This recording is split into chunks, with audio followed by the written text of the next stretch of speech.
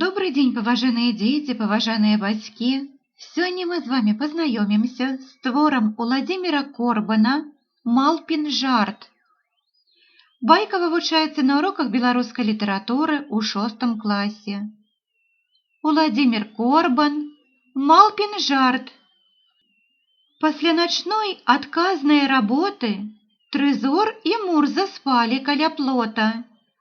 Тым часам малпа не драмала, убачыўшы сабак, цішком падкралася да іх і матуском хвасты звязала.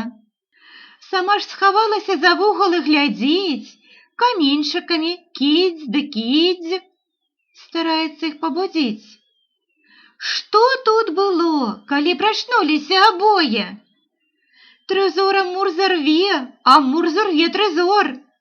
У момант гыркання ўзнялі такое, ажно гудзеў увесь двор. А малпа ледзьве не кладзецца, і скача, і крыўляецца, і смяецца. Сабачы бой так па душы прыйшоўся ёй, а з тых ляціць шматкамі поўсць. І між людзьмі такія ёсць. Зведуць дваіх, наладзяць склоку, а потым збоку на цяганіну пазіраюць і рукі паціраюць. Склока – гэта сварка, непрыязныя адносіны. Вось і скончылі мы чытанне байкі Уладзіміра Корбана «Малпін жарт». Калі ласка, стаўце лайкі, падпісвайцеся на канал. Дзякуй вам за ўвагу.